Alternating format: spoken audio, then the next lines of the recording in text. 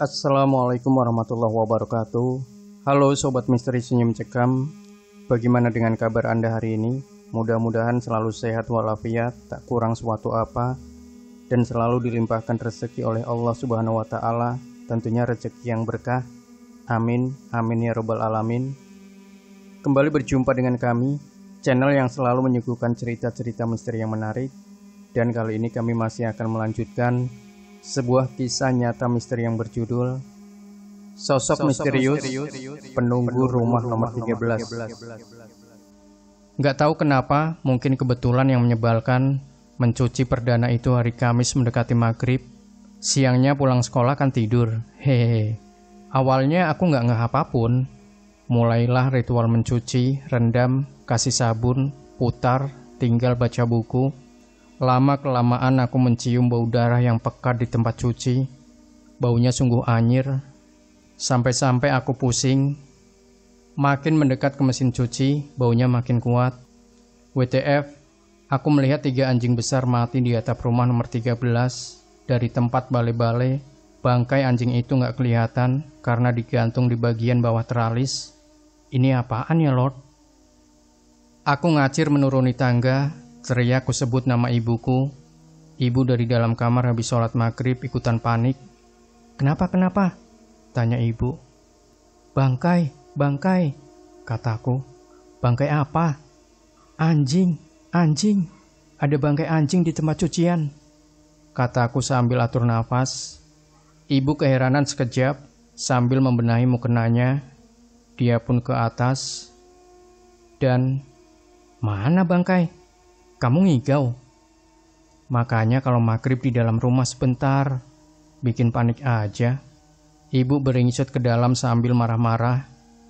Aku mendekat ke arah atap rumah nomor 13. Ibuku tak salah. Bangkai itu sudah tak ada. Sayup-sayup aku mendengar suara nyanyi. Entah kenapa mataku memandang ke atap rumah nomor 13 yang bolong. Aku mendekat ke arah atap itu, lalu melihat di bawahnya. What? Udah nggak ada plafonnya. Aku samar melihat bagian rumah tersebut karena cuma diterangi cahaya beberapa lilin. Dan aku melihat wanita itu, rambutnya ngebob, kayak Dora the Explorer, tapi acak-acakan. Dia seperti menggendong sesuatu. Di lantainya kayak ada bercak-bercak apa itu ya. Mataku memicing, melebar, memicing, dan melebar melihat wanita itu ternyata memperhatikanku. Mampus. Aku buru-buru ngacir lagi ke bawah. Wah. Bu, besok saja aku kerjakan cucian, ujarku ketus. Lah, kan sudah direndam, kata ibu. Besok, Bu. Kalau ku bilang besok ya besok, nadaku meninggi. Ibu diam. Orang tuaku mengerti kalau aku sudah marah. Pasti memang ada alasan kuat. Aku langsung cuci kaki masuk kamar dan merebah. Mengingat wajah wanita itu putih pucat, lingkaran matanya hitam seperti tak tidur berhari-hari. Bibirnya celemongan lipstik atau darah aku tak tahu, yang jelas berwarna merah. Orang gila, mati saja kau. Aku misu-misu dalam hati sampai ketiduran. Jumat ceria di sekolah SMP tempatku belajar cukup jauh dari rumah. Sekali naik angkutan umum, jaraknya dari Bundaran HI ke Semanggi. Lumayan dong kalau jalan kaki. Lantaran anak baru dan merasa nggak selevel dengan SMP negeri, aku malas bergaul. Beda banget sama sekolahku ketika SD dan 1 SMP, alias di kelas 7. Aku masih di sekolah swasta Katolik yang cukup ngehits. Pindah ke Bekasi di SMP negeri pula. Aduh, jatuh pasaran, pikirku saat itu. Di kelas 3 SMP atau kelas 9, aku baru kenal dekat dengan Yogi, yang ternyata sekomplek denganku. Bukan cuma sekomplek, Yogi ternyata juga tinggal di Jalan Kawi, rumahnya nomor 10. Sebenarnya aku sudah tahu sejak pertama kali pindah ke komplek ini. Aku sering ketemu Yogi ketika nunggu angkot, dia bawa motor sendiri, tapi nyelonong aja tanpa menyapaku. Pucuk dicinta ulam tiba, semoga Yogi bisa memuaskan dahaga kepoku bertanya soal wanita di rumah nomor 13. Yogi, aku Jen, kataku menyodorkan tangan. Aku udah tahu, anak baru kan kamu? katanya agak songong. Aku menarik tangan kembali sebab dia tak menyambut. Aku mau tanya sedikit. Kamu bisa bantu aku? Soal apa? Ibu-ibu di rumah nomor 13. Yogi menatapku, aku melihat kekhawatiran di wajahnya. Emang kenapa mau tahu? Aku ngerasa aneh aja. Masa tetangga sendiri aku nggak kenal? Udah setahun aku di sana. Aku tahu kamu rumahnya deketan sama dia. Ceritain sedikit ya. Yogi diam beberapa saat. Yang aku tahu dia bukan orang, tapi kuntilanak. Kata Yogi dengan suara pelan. Buset. Kuntilanak katanya. Aku salah dengar apa gimana? Apa? Kuntilanak? Kamu gak salah? Enggak. Jadi dia itu dulunya suka ke dukun.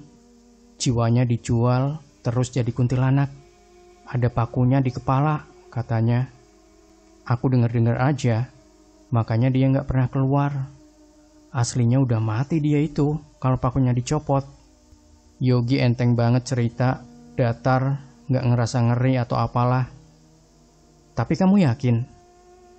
Yakin sih, habis gak pernah keluar. Aku udah tinggal di sana dari SD kelas 5. Aku sedikit pun gak pernah ngeliat dia. Cuma diceritain. Dulu keluarga bahagia, ada suami, anak. Terus pada ninggalin dia semua. Katanya gara-gara ilmu hitam tadi. Itu aja yang aku tahu, kata Yogi. BTW, kamu udah ada teman sebangku? Sama aku aja, Yogi menawarkan. Aku pun setuju demi informasi yang lancar. Pulang ke rumah, sorenya aku main ke tempat Yogi. Tuh anak belum pulang ternyata. Ya sudah, aku habiskan waktu dengan bersepeda. Masih ada matahari, iseng-iseng aku berhenti di rumah nomor 13. Kembali menatap rumah itu, terutama bagian tirainya. Berharap wanita di dalam situ melihatku. Sengaja nantangin, masih terang. Kalau gelap, aku gak akan tahu siapa yang kuhadapi. Lama aku berdiri, dia gak nongol-nongol. Buang-buang waktu. Mending aku sepedaan lagi. Aku mengambil sepeda yang kurebahkan di tengah jalan. Saat hendak mengayuh, mendadak kakiku seperti ada yang menahan. Berat banget. Sepeda aku juga jadi macet. Rantainya ogah memutar. Ini kenapa? Jen. What? Ada suara memanggilku, padahal gak ada orang di situ. Jen. Tubuhku kaku. Hari sudah menjelang maghrib, tapi aku tak bisa kemana-mana. Tubuhku tak bisa bergerak. Hanya kepala yang bisa digerakkan, lidahku keluh, mau teriak minta tolong gak bisa. Aku menengok ke arah rumah itu, dan di tirainya, wanita itu melongokkan kepala. Wajahnya putih keabu-abuan, dua matanya yang mengerikan menatapku, senyumnya mengembang memperlihatkan gigi yang berlumuran darah. Jen. Ternyata dia yang memanggilku. Tahu dari mana nama aku? Sialan. Sekitar 1 menit aku memberanikan diri menatapnya. Aku berusaha tak berkedip. Tantangin sekalian apa maunya dia. Dia menatapku tajam, senyum dan senyum. Aku merasa ada sesuatu yang janggal. Dia seperti mendekat. Woi, Jen, ngapain di sini? Ternyata Yogi sudah ada di sebelahku. Hari sudah maghrib, matahari sebentar lagi benar-benar hilang. Badanku yang tadinya kaku sekarang sudah agak melemas, tapi bulu kuduku tetap tegak. Aku memandangi Yogi dengan wajah ketakutan. Yogi memandangku, lalu memandangi rumah nomor 13. Pulang aja yuk, Jen. Aku antar. Kamu mah nyari perkara, kata Yogi. Aku menurut. Tiba di rumah, Yogi menceritakan semua pada ibuku. Wajah ibuku serius, tapi beliau mencoba untuk bijak menanggapi semuanya. Yang Yogi dengar-dengar itu kan semua belum terbukti. Kita tidak boleh prasangka buruk sama orang lain. Mungkin ini cara Tuhan menegur Jen karena sampai maghrib belum pulang. Kan pamali maghrib-maghrib di luar, kata ibu. Yogi dan aku cuma pandang-pandangan. Akhirnya dia pamit pulang. Permisi tante, katanya sambil salim ke ibuku. Aku mengucapkan terima kasih ke Yogi sambil janjian besok ke sekolah. Yogi berjanji menjemputku pukul 6:30 agar kita berdua tak terlambat. Setelah aku menutup pintu, ibuku menyuruhku duduk lagi. Beliau menasihatiku, "Lain kali, jangan kamu usik orang lain, supaya orang lain tak mengusikmu. Keingintahuanmu yang besar bisa mencelakakanmu, Jen. Tolong dimengerti kata-kata ibu. Andaikan yang Yogi ceritakan benar, lalu kamu mau apa? Sudahlah, tugasmu itu belajar, tak perlu mencari tahu kehidupan orang lain," kata ibu. Aku hanya mengangguk. Ibu meminta sekali lagi agar mengabaikan apapun yang sekiranya ku dengar, ku cium, dan kulihat mengenai rumah nomor 13. Ibu juga menyuruhku terus minta pertolongan pada Tuhan agar selalu dilindungi. Aku menyanggupi. Tahun demi tahun, walau ada apapun yang aneh, tapi masih tergolong wajar. Aku hanya bisa diam. Ibu, ayah, kakakku, dan adikku juga sama. Berusaha bersikap jika itu semua adalah hal yang baik-baik saja. Yang sedikit mengusikku, jika ada bayi lahir di komplek perumahan itu, buru-buru dibawa pergi. Kemana tahu sampai bayi itu selesai ASI eksklusif. Beberapa kali tetangga kehilangan peliharaan, bahkan yang rumahnya berjauhan dariku dan sebagainya. Penemuan bangkai binatang di atas atap nomor 13 juga seringkali ada di hadapanku. Lagi-lagi aku berusaha biasa, cuekin aja lah, bodo amat, terserah, biarin, suka-suka kamu aja, Nyai. Waktu berlalu, lulus SMP, lalu lulus SMA, lalu ke perguruan tinggi, dan akhirnya aku menikah. Dengan siapa? Yogi.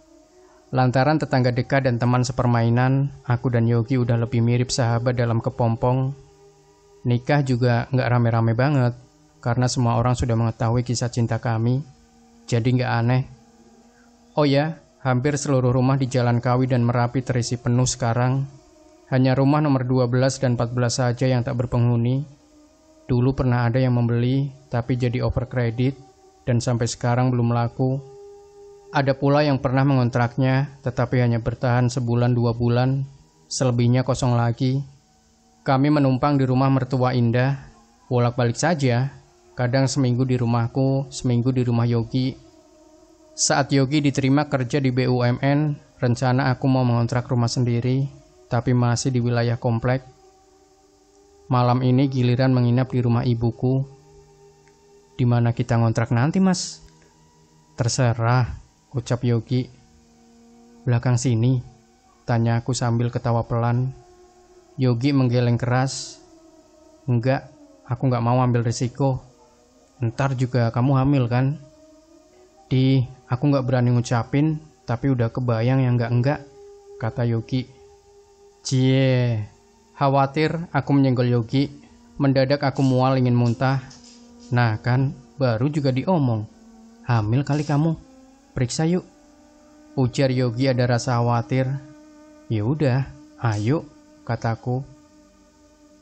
Malam itu kami ke bidan yang buka praktik di depan komplek.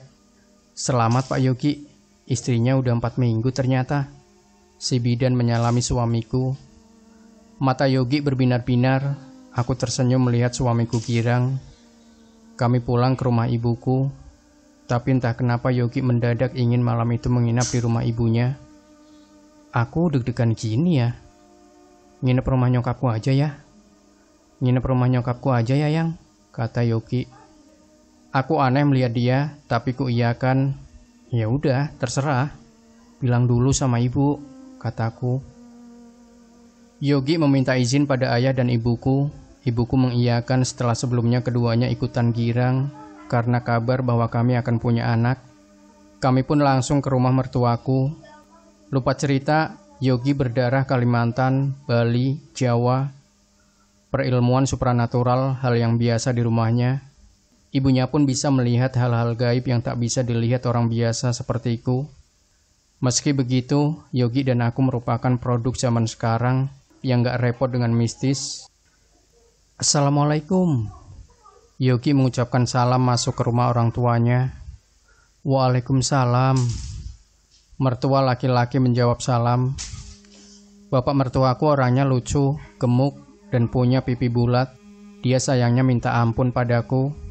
Mungkin karena sama-sama orang Jawa. Dari mana ini? Kata bapak mertuaku sambil mengacak-acak rambutku. Ibu mertuaku sedang di kamar mandi. Saat beliau keluar dan menghampiri kami, mendadak wajah beliau menegang. "Tutup pintu rumah. Yogi, tutup sekarang," katanya setengah berteriak.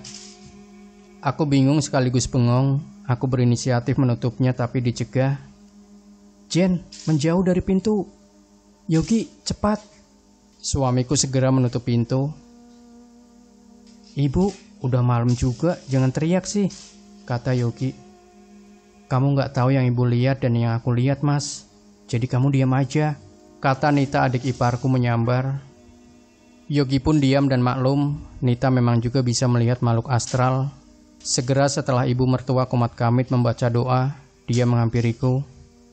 "Alhamdulillah, puji Tuhan ya, selamat," katanya. Ya, beginilah kalau punya mertua udah bisa melihat masa depan. Kami belum cerita aja, dia sudah ngerti. Kenapa nih?" tanya bapak mertua. Aku cuma ngikik. Ibu mertua menjelaskan kepada bapak mertua jika aku hamil. Wah, bapak mertuaku langsung memberikan selamat. Disuruhnya Yogi beli martabak untuk merayakan kehamilanku. "Beli yang banyak martabaknya. Bapak martabak keju, kamu apa terserah," kata bapak mertua sambil memberi uang ke anaknya. Namun ibu mertua mencegah. "Besok saja, dia masih ada di sana," ucap ibu mertuaku. "Dia siapa, Bu?" tanyaku. Ibu mertua hanya tersenyum di sudut bibir. "Wanita nomor 13, kata Nita melanjutkan sambil terus memandang ke pintu. Aku terhenyak, pandang-pandangan dengan Yogi. Yogi sampai memegang kepalanya tanda pusing. Dari cerita Nita, ternyata dari tadi dia sudah mengintil kami. Bapak mertuaku berusaha mencairkan ketegangan yang terjadi. Beliau memang super lah. Bisa tertawa di tengah suasana mencekam. Bapak mertua menceritakan ulang ketika Yogi masih kecil dan suka buang hajat di celana. Aku terbahak-bahak. Yogi juga. Hanya Nita dan ibu mertua yang tidak tertawa. Mereka terus memandang ke arah pintu. Kelar bercandaria, Yogi dan aku pamit tidur. Bapak mengiyakan, sementara ibu memberikan sebuah gelang dari kayu gaharu. "Pakai ini selama kamu hamil. Jangan dicopot meski mau mandi sekalipun," kata ibu mertua memakaikan gelang itu padaku. Aku mengiyakan. Akhirnya kami beranjak ke peraduan, bersiap untuk tidur. Yogi mematikan lampu, sebab tahu aku tak bisa tidur dengan lampu menyala. Aku pun mulai terlelap. Yogi memelukku erat. Entah jam berapa aku terbangun, karena kaca di kamar Yogi ada yang mengetuk pelan. Aku merinding lalu terbangun, duduk. Ketukan itu tak berbunyi lagi. Aku terus memandangi ke arah kaca. Sekelebat ada bayangan melintas. Ya Tuhan, apa itu? Aku berusaha membangunkan Yogi. Fuck, Yogi tak ada di sampingku. Kemana dia? Aku teriak sekencang-kencangnya. Yogi! Belum ada yang datang, aku kembali berteriak-teriak. Pintu kamar terlihat ada yang berusaha membuka dari luar. Jen, buka pintunya. Itu suara Yogi. Sial, aku dikurung di kamar suamiku oleh sesuatu yang tak nampak. Yogi, tolong. Jen. Yogi tetap berusaha membuka pintu kamar dengan sekasar mungkin. Dari jendela aku menyaksikan bayangan seseorang. Dia wanita, rambutnya bob mirip Dora. Mungkinkah wanita itu dari rumah nomor 13? Jantungku berdebar-debar, kupandangi terus arah jendela. Rambut wanita itu yang tadinya mirip Dora, memanjang dan memanjang. Entah sampai seberapa, tubuhku tak bisa bergerak. Aku ingat pesan ibu, tetap sebut nama Tuhan dalam hati. Aku pun membaca doa yang kubisa. Dari arah luar, suamiku terus berupaya membuka kamar. Mendadak wanita itu menghilang. Di saat yang bersamaan, Yogi berhasil membuka pintu kamar. Dia langsung memelukku erat. Kamu kenapa? Tanya Yogi padaku. Aku tak bisa bicara, tubuhku mendingin kayak es. Kulihat di pintu kamar, bapak, ibu, dan Nita memandang ke arahku. Lancang dia, Yogi. Kita selesaikan saja, ujar ibu mertuaku kepada Yogi. Yogi pun menghela nafas panjang. Setelah suasana agak reda, Yogi bicara padaku tentang rencana ibu mertuaku mencari perkara dengan wanita dari rumah nomor 13. Ibu yakin itu dia, kata suamiku. Mas, kamu ingat dong pesan ibuku. Kita nggak boleh prasangka buruk sama orang. Memang yang kusaksikan bayangan mirip dia, tapi bukan berarti itu dia. Kita harus menggunakan asas praduga tak bersalah. Ini bukan hal biasa. Perang ilmu wailah. Mana aku kepikiran? Enggak sama sekali. Aku nggak punya ilmu apapun dalam tanda kutip. Keluargaku juga biasa-biasa saja. Udahlah, lupakan, kataku. Ya udah, kamu sendiri yang bicara sama ibu, Gi, sana. Intinya ibu udah geram banget sama dia. Bertahun-tahun warga sini yang tengah hamil dan baru melahirkan meminta bantuan ibu karena selalu diganggu. Oleh siapa? Dia itulah orangnya, ujar suamiku berapi-api. Aku dari SD, Jen. Aku tiap hari melihat orang datang minta bantuan. Kamu kan nggak tahu peristiwa apa yang sudah dilalui keluargaku. Sekarang menantunya sendiri yang mengalami, masa iya ibu tega ngediamin kamu? Ini nggak sekali dua kali, Jen. Sering. Kalau ada orang hamil, memang beginilah yang terjadi di komplek ini, kata Yogi. Aku cuma terdiam. Peristiwa barusan cukup membuat jantungku copot. Terserah ibu aja. Aku ikut, kataku akhirnya. Sementara waktu aku diungsikan oleh ibuku ke Yogyakarta. Hari-hari aku menunggu bayiku besar di kota pelajar yang syahdu ini. Yogi sebulan sekali menengokku dan anaknya. Syukurlah di sini aku tidak mengalami kejadian aneh-aneh. Menurut eyangku, di sini banyak yang menjaga. Entah apa maksudnya, yang jelas memang lebih tentram di Jogja. Tibalah saat kelahiran si jabang bayi yang lucu, berjenis kelamin lelaki. Alhamdulillah lahir dengan selamat. Aku menunggunya agar usianya 1 bulan, baru kembali lagi ke Bekasi, komplek perumahan tempat ayah, ibu, dan mertuaku berada. Balik ke komplek ini, yang pertama kali ingin kulihat adalah rumah nomor 13. Rumah tersebut sudah hancur dan tinggal puing setinggi paha orang dewasa. Kemana wanita di situ ya? Entahlah, aku tak ingin kepo berlebihan. Yang jelas, hawa di sana jadi lebih baik semenjak dia tidak ada. Demikian Sobat Misteri Sunyi Mencekam. Jangan lupa berikan komentar Anda, like, share video ini, subscribe channel Sunyi Mencekam. Dan nantikan terus cerita-cerita misteri terbaru dari kami. Wassalamualaikum warahmatullahi wabarakatuh.